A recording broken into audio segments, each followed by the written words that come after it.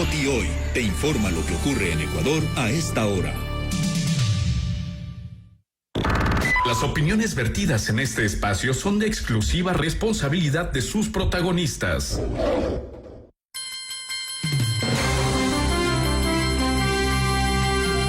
7 de la mañana con 8 minutos. Amigos y amigas, el día martes 22 de junio, la madrugada del 22 de junio, agentes de la Policía Nacional y la Fiscalía hicieron 11 allanamientos dentro de lo que denominan el caso Paraíso, que investiga el presunto delito de falsedad de información que burló los controles del mercado de valores, perjudicando al Instituto de Seguridad Social de la Policía Nacional y a otros fondos. La madrugada del día de ayer, el juez dictó prisión preventiva contra varios de los implicados y también dispuso arresto domiciliario en el caso de 4 de ellos.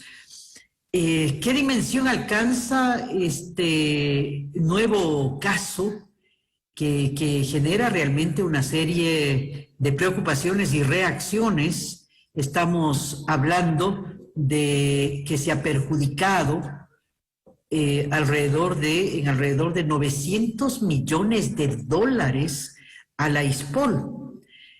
Estas investigaciones devienen de una serie de acciones que se desarrollan no solamente en Ecuador, sino en Estados Unidos. Vamos a analizar el tema con nuestros invitados, el general Patricio Carrillo. Él es general de policía en servicio pasivo y fue comandante general de la Policía Nacional. También nos acompaña el coronel Renato González, que es el director del Instituto de Seguridad Social de la Policía Nacional ISPOL, y el analista economista Vicente Albornoz. Sean ustedes bienvenidos, buenos días. Parto este diálogo para poner en contexto el tema. Economista Albornoz, se habla de un fraude en términos de los fondos, información falsa en el mercado de valores. ¿Cómo funciona todo esto, economista? Bienvenido, buen día. El micrófono habilitamos, por favor. Muy buenos días, Carmen, muy buenos días, Andrés, y bueno, un gusto compartir el panel con el general Carrillo y el coronel González. A ver, una aclaración importante, esto no es otro caso, esto es el mismo caso de siempre. O sea, no de siempre, pero bueno, el caso que tiene más o menos un año, un poco menos de edad, es el mismo caso y simplemente mi sensación es que se ha recolectado más evidencia y por lo tanto se ha podido dar más pasos en el tema de detener a los acusados y de avanzar en las investigaciones. Entonces, es un solo caso, el caso ISPOL, que arrancó hace, ¿qué será? Pues unos 8 meses más o menos arrancó este tema y ha ido avanzando. ¿Qué es lo, entre comillas, nuevo aquí? Es que, a ver, al comienzo era únicamente el señor Cherres el centro de la investigación. Y luego se fue ampliando a toda la gente que de alguna manera, directa o indirectamente, ha trabajado con este señor y ha facilitado las cosas que hizo él con gente de ISPOL, digamos, ¿no? Entonces, ahora el paso que se da es hacia la directiva, hasta quienes estaban dirigiendo la Bolsa de Valores de Guayaquil en ese momento y a una casa de valores que estaba muy conectada con la dirección de la Bolsa de Valores de Guayaquil. Es decir, el detenido, el primero que se detiene, un señor de apellido Cronfle, era el presidente de la Bolsa de Valores de Guayaquil. La segunda detenida era la número 2 de la Bolsa de Valores de Guayaquil, una señora Oriana Rumbea. El tercer detenido es el esposo de la señora Rumbea, que a su vez dirigía una casa de valores, el señor Javier Neira. Y luego están personas que están en el círculo alrededor de ellos, que lo que hacían ellos en realidad fue facilitar las transacciones del señor Cherres. Por ahí va la investigación. Insisto, es el mismo caso más evolucionado con más evidencia, más datos, más información, pero es lo mismo que simplemente se está profundizando. Se pasó del hombre que hacía las fechorías al grupo que facilitaba que esas fechorías se vuelvan realidad, más o menos, ¿no? Entonces, tenemos una casa de valores y la Bolsa de Valores de Guayaquil, y a su vez la gente que dirigía la Bolsa de Valores de Guayaquil estaba muy conectada con esta empresa, el DC Vale. El DC Vale también estaba, si no me equivoco, el presidente de DC Vale también era el señor Cronfle, la señora Rumbea también estaba en DC Vale, y DC Vale es más o menos como el registro de la propiedad del mercado de valores, donde está registrado quién es dueño de qué. Y DC Vale fue clave en las fechorías de este señor Cherres, porque DC Vale registra la propiedad de cosas que DC Vale no podía registrar y que por lo tanto son la base de todo el resto del problema. Creo que eso pone un poquito en contexto lo que pasó el martes. Perfecto, ya vamos a profundizar en el tema de información falsa que se proporcionaba al mercado de valores. Coronel General Carrillo, la Fiscalía identifica una estructura, dice Fiscalía, que incurría en delitos contra la fe pública. La formación de esta estructura, entendemos, demanda tiempo e ir organizando toda esta estructura. ¿Cuál es la lectura que tiene usted de cómo se gesta esta estructura para delinquir? Bienvenido, buen día. Muchas gracias, buenos días a todos los que compartimos este panel, Carmen, Andrés, al coronel González y al economista Albornoz. Un saludo también a todos los ciudadanos. Yo quiero iniciar agradeciendo a la Fiscalía. Efectivamente, en septiembre del año anterior, con la ex ministra de Gobierno, María Paula Romo, presentamos la denuncia conjuntamente con el director del Instituto de Seguridad Social sobre hechos que ya se venían conociendo al interior de la institución. Nosotros partimos pensando que siempre existió una deficiente gestión en el débil gobierno corporativo en el Instituto de Seguridad Social, pero ese es el rol del inversionista. Lo que más nos preocupa y lo que a partir de estos 10 meses de investigación estamos mirando nosotros es la existencia de un sistema que la investigación dirá si es que termina o no en un sistema corrupto, delictivo. Lo que sí sabemos es que es poco transparente en el mercado de valores, con un circuito extenso de economía financiera opaco, oculto. Crearon un proceso destinado a transformar dineros lícitos, dineros de la seguridad social, de las prestaciones de los policías, en unos dineros fantasmas que no sabemos en qué pueden estar ahora. Nos preocupa muchísimo que esos dineros puedan estar sirviendo a otras ilegalidades. Formalizaron $900 millones a través de actos simulados. ¿Cómo eluden? La pregunta que nos hacemos siempre es ¿cómo se pudo haber eludido tan magnitud de dinero? En el caso Odebrecht fueron 780 millones de sobornos. Aquí son 900 millones. Entonces, la lógica que termina primando es que mientras mayor es el volumen, mientras mayor es el monto financiero del delito, es más fácil ocultarlo, es menos visible a los mecanismos de control. ¿Cómo es posible que vacas sagradas, que elefantes en la Plaza Grande se paseen sin que nadie les pueda mirar en el sistema financiero? ¿Cómo es posible que todo esto suceda? Para nosotros, la lectura que estamos haciendo es que hay una profesionalización del crimen financiero organizado en este país a través de un sistema de mercado de valores que permitió que todos estén al servicio del delito, absolutamente todos al servicio del delito. El rol de los inversionistas es uno, que pudieron haber sido tentados, que el poder corruptor de este crimen financiero organizado fue tal que llegó a ese nivel, evidentemente, pero que el resto, si bien las instituciones no delinquen, sino las personas, el ISPOL jugó un rol a través de su consejo directivo y tiene que investigarse de los tiempos y de los momentos en los que dejaron y permitieron que esto suceda desde el año 2014 hasta el año 2020 en que se decidió presentar la denuncia. ¿Cuál fue el rol de las instituciones de control, de la Superintendencia de Bancos, de la Superintendencia de Compañías? ¿Cuál fue el rol de las bolsas de valores? Tanto la de Quito y la de Guayaquil, si bien la de Guayaquil es donde más se realizan estas transacciones, pero en la de Quito también sucede. ¿Cuál fue el rol de las casas de valores que se prestaron para esto? ¿Y cuál fue el papel también de las personas? para crear marcos legales laxos, autorregulación en un sistema financiero tan delicado.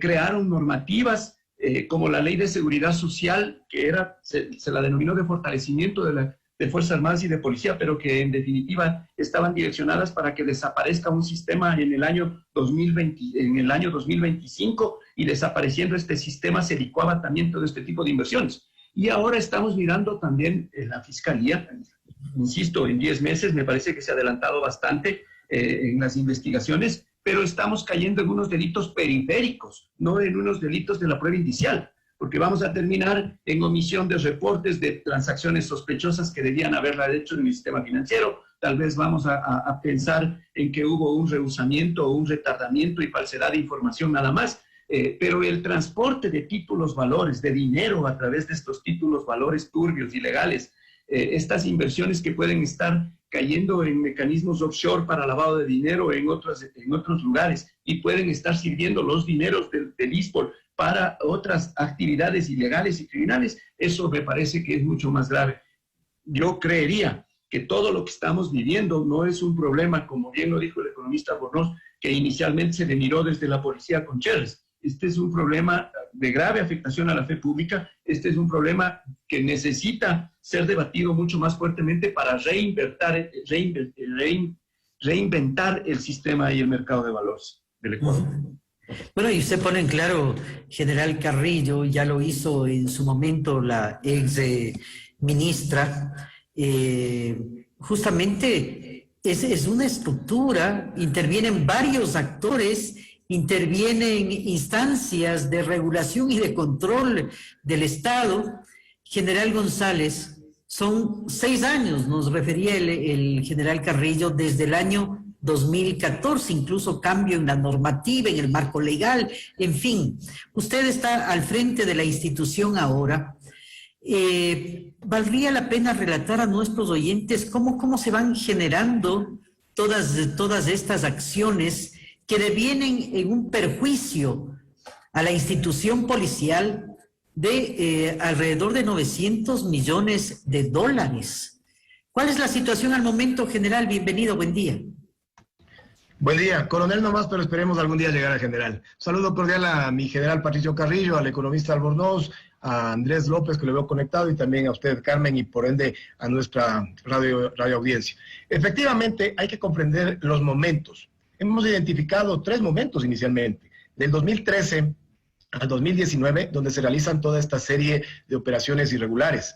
Luego tenemos el primer semestre del 2020, que a la nueva administración del ISPOL le permite ir encontrando los hallazgos de manera aislada, pero que no le daban el completo panorama de lo que sucedió. Tan es así que recién en agosto del 2020 se presentan las primeras denuncias por parte del ISPOL.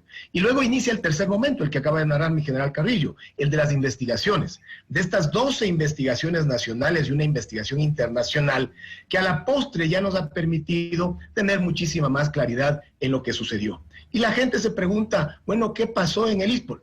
Yo les adelanto y coincido con lo que dice el economista Albornoz, si no es nada nuevo bajo el sol. En el mercado de valores todos los actores sabían lo que sucedía en el ISPOL y en otras instituciones. ¿Sabe cuál fue la mayor preocupación el día martes en Guayaquil?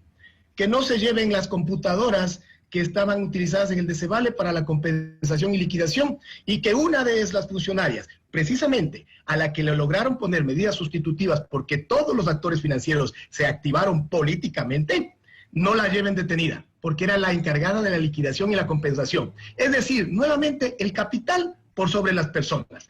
Todo el mundo en el mercado de valores sabía lo que sucedía en el ISPOL años atrás, menos los involucrados, en este caso los afiliados, porque los actores internos del ISPOL también sabían. ¿Qué sucedió? Pero ¿por qué no se hizo nada en la institución general? Porque había esta colusión interna. ¿Cómplices adentro?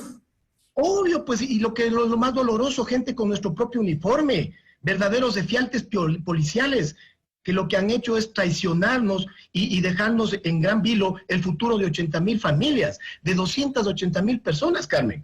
¿Qué es lo que sucedió a breves rasgos, para no entrar en muchos detalles? Un atraco de 950 millones, pero que está dividido en diferentes tramos. Un tramo es la operación SWAP de 327 millones, que el economista me comprenderá, pues. Para ellos fácilmente cuando les dicen el ISPOL cambió bonos de deuda interna por supuestos bonos de deuda externa, ya les parece que algo estaba mal. Ya les parece que algo está mal. Menos para el Banco Central, porque el Banco Central registró esa operación de manera manual. El 8 de enero del 2016 hay una explicación en escrito del Banco Central que el sistema informático falló y esa operación está registrada de manera manual, algo impresentable, pero que demuestra la colusión que tenían los organismos de control. El Ministerio de Economía y Finanzas, el mismo Banco Central, la Superintendencia de Compañías, la Superintendencia de Bancos. ¿Qué es lo que sucede entonces? Este es un tramo, la operación SWAP, donde el DCVALE no estaba facultado a custodiar bonos de deuda externa, donde el accionista principal del DCVALE, ¿sabe quién es? La Bolsa de Valores de Guayaquil con el 49%. Y el segundo accionista, la Bolsa de Valores de Quito con el 27%. Ellos mismos cuidan el queso, y ellos mismos son los que fabrican el queso, y ellos mismos venden el queso. Por eso es que es el momento oportuno de que el tema ISPOL sirva para la creación del Consejo Nacional de Valores, es decir, un organismo supra que controle a todos los actores involucrados en el Sistema Nacional de Valores. Es el momento oportuno de fusionarnos en una sola bolsa de valores, porque lo que ha coexistido aquí es una competencia por laxitud.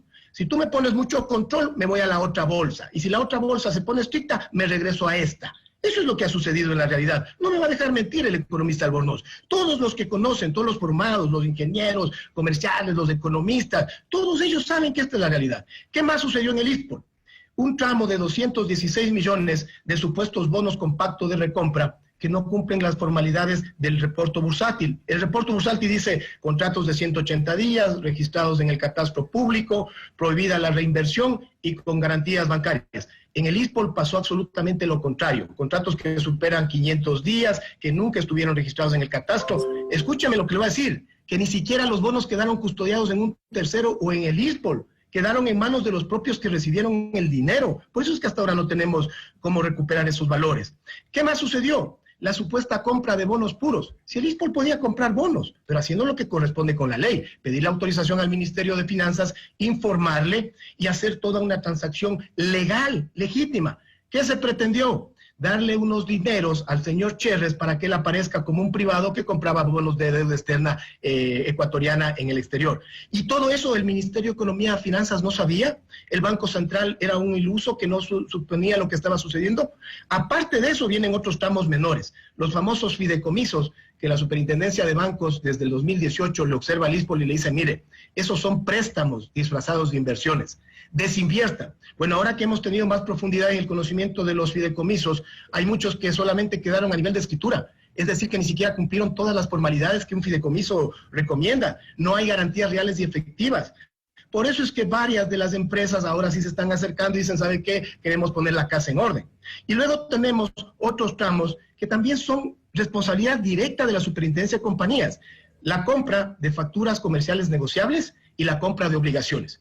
Dígame usted, ¿cómo comprendo yo que Ecuagran, Delcor y Fertisolubles, empresas vinculadas en sus directorios de la familia de Iván Gad Goldstein, estaba intervenido Ecuagran desde abril del 2019 y en noviembre del 2019 el señor Carlos Murillo, exintendente nacional, levanta la intervención para que Ecuagran haga la sexta emisión de obligaciones que supuestamente iba a servir para pagar las deudas y lo que sirvió es para hacer una estafa masiva, incluido al ISPOL. Y ¿sabe qué también, Carmen? La única víctima no es el ISPOL. El ISPOL ha sido el más visible y el ISPOL es el que, a través de sus autoridades, como lo manifestó Miguel Carrillo en su momento, de la ex ministra María Paula Romo, de mi comandante general en su momento, Patricio Carrillo, de los valientes directores generales que aquí tuvo el ISPOL, lo denunció. Seguro Sucre, que acaba de ser dispuesta a su liquidación. Aseguradora del Sur, el Fondo de Cesantía del Magisterio, el propio BIES, aparecen en registros contables que nosotros los tenemos a la mano, que lo hemos puesto en disposición de la Fiscalía. Esto es más grave todavía. Lo que pasa es que prefirieron tenerle como una burbuja controlada en el ISPOL y además pretendieron activarse política y económicamente para que esto quede como un atraco entre policías corruptos que se juntaron con unos dos inversionistas y pare de contar. No es así.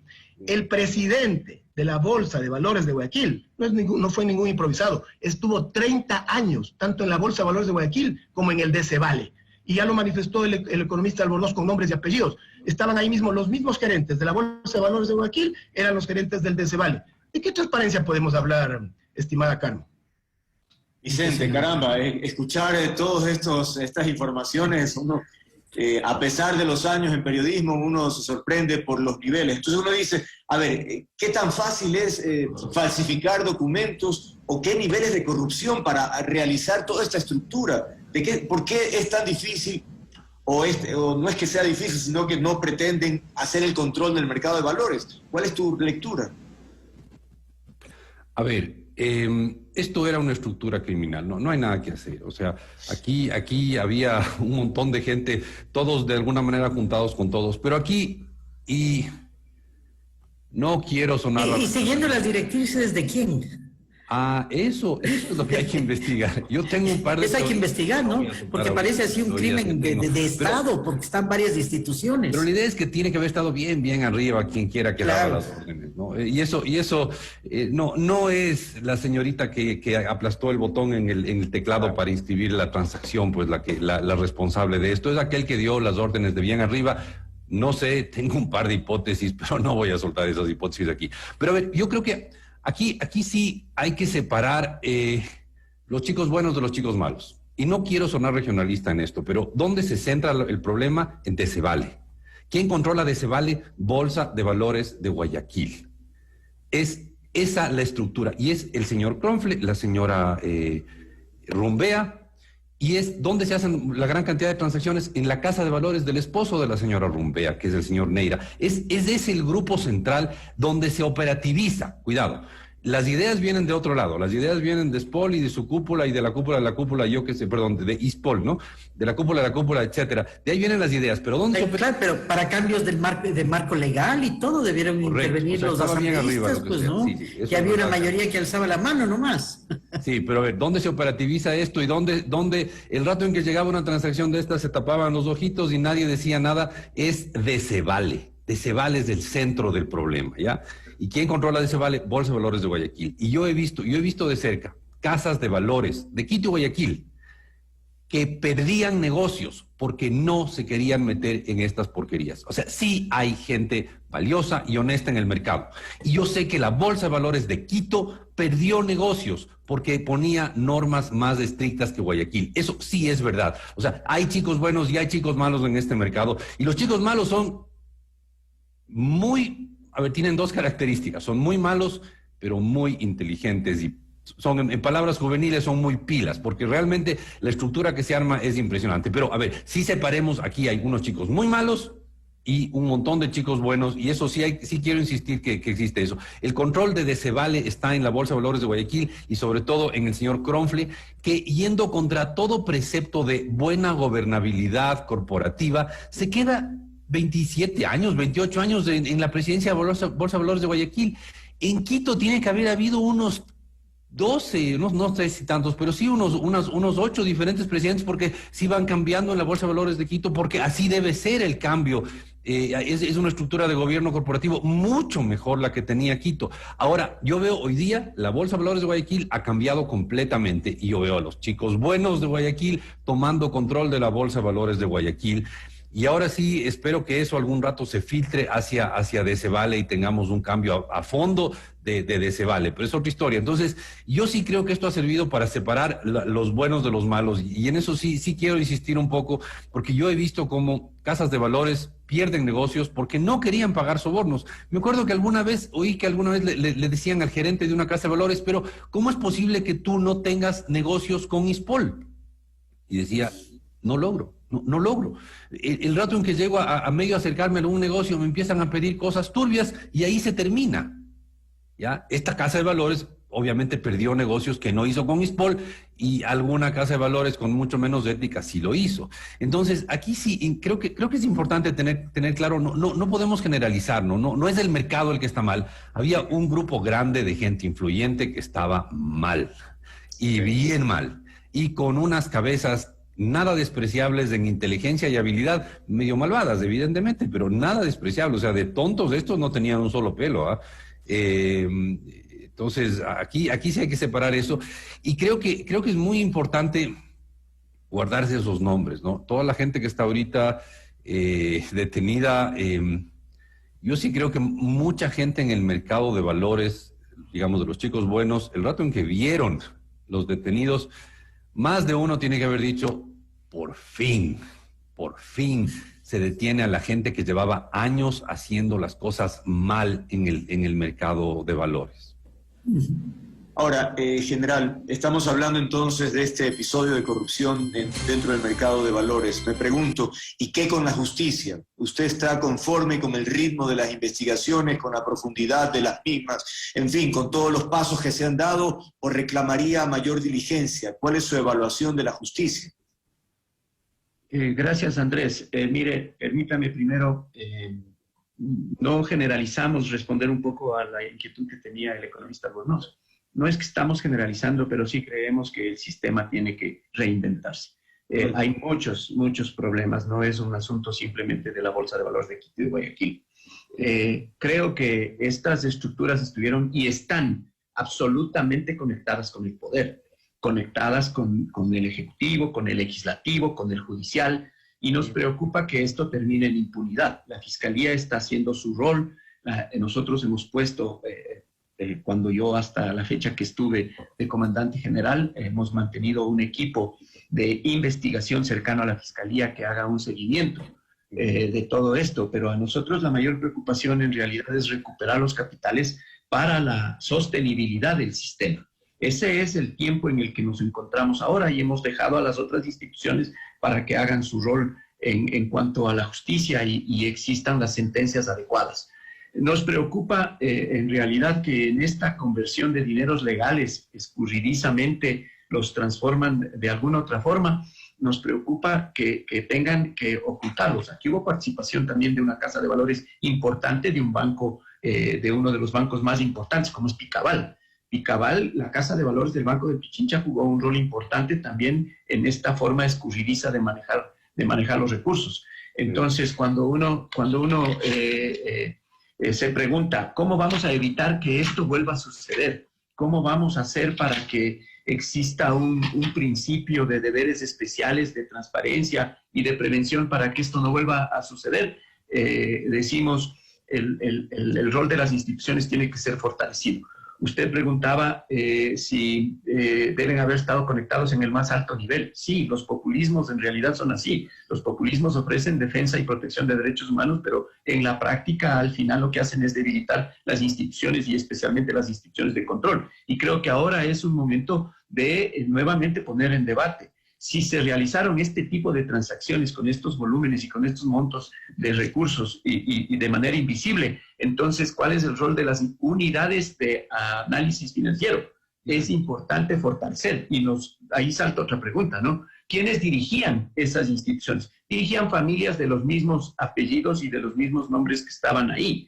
Y al final son las élites las que imponen. Le costó la salida del ministro, ha costado la salida del ministro Pazmiño también, ha costado la salida de los directores, costó la salida del comandante general.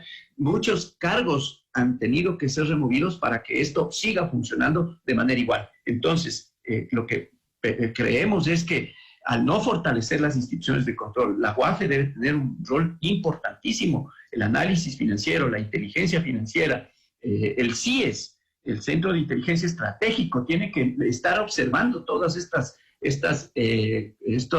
transacciones sospechosas, inusuales. Debemos crear grupos de trabajo interinstitucionales y al final este crimen financiero es de alta especialización.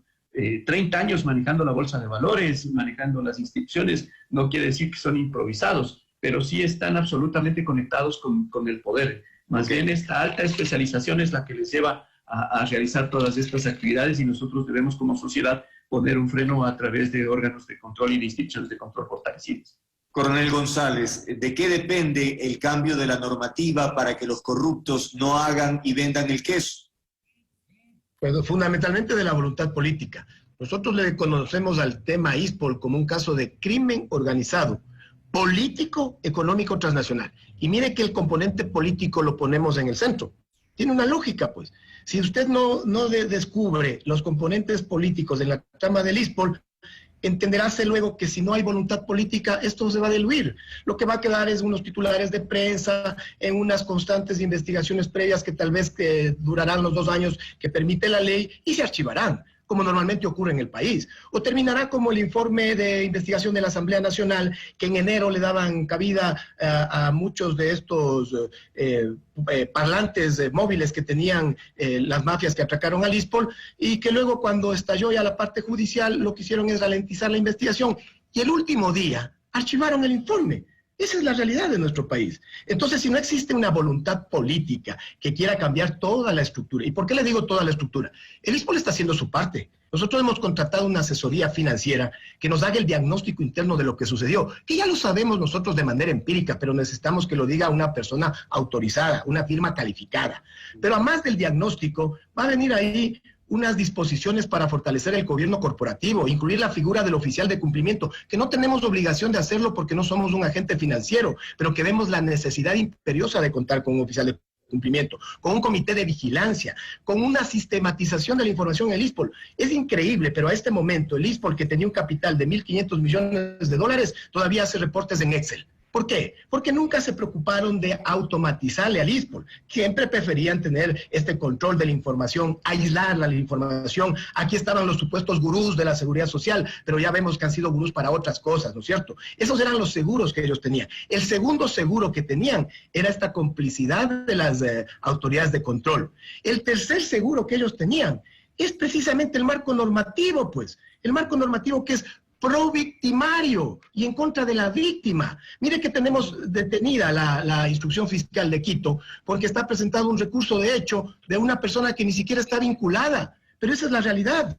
Nosotros no podemos presentar un escrito en esa instrucción fiscal. Ya se van a cumplir los 120 días. ¿Y sabe qué van a aducir después? Que se ha superado los términos legales y ya no debería continuar la instrucción fiscal. A eso juegan. Contra eso nos enfrentamos. Contra apelaciones a órdenes de arresto domiciliario. Y después asoman jueces que dicen, en verdad no se ha podido establecer el perjuicio, parece desproporcionado la prisión preventiva ante el potencial daño. ¿Qué más daño que 950 millones de dólares atracados, pues? ¿Qué más daño? La capacidad coactiva. Le voy a dar un ejemplo. ¿Cómo se activa? La Asamblea Nacional, en el último día, manda un proyecto de reforma a la Ley de Seguridad Social del ISPOL que nos permita tener capacidad coactiva, que además es una justicia, porque el ISFA y el IES lo tiene, el ISPOL no lo tiene. Y le ponen en el texto que esta capacidad coactiva servirá para los créditos y para las inversiones. Y así estaba bien. Obvio que la capacidad coactiva hay que aplicarlo de acuerdo a las normas constitucionales y legales. Bueno, regresa un veto en el que se nos indica que es muy riesgoso dejarle abierta la capacidad coactiva en esas condiciones para el ISPOL. O sea, ahora nosotros somos los riesgosos. Por Dios, el riesgo es para nosotros. A nosotros nos atracaron 950 millones. Estas mafias son las que se activan para poner estos obstáculos legales que no nos permitan recuperar. Pero eso es solo un ejemplo de lo que sucede. Entonces, Andrés, si usted me pregunta, ¿de qué va a depender? Fundamentalmente de la voluntad política. Si en este país no existe la voluntad política para poner la casa en orden, tuvimos una figura que fue la que autorizó en su momento la comercialización de las facturas comerciales negociables.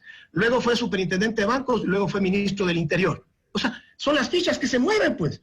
Entonces, si no tenemos esa agudeza visual y esa sensibilidad, después no nos quejemos que somos el país de Latinoamérica que menos inversión extranjera recibe. Si los inversionistas internacionales son personas muy inteligentes que además realizan estos análisis de carácter de seguridad jurídica incluido. Bien, se nos queda mucha tinta en el tintero, pero el tiempo ya no nos queda. Muchas gracias por haber aceptado esta invitación.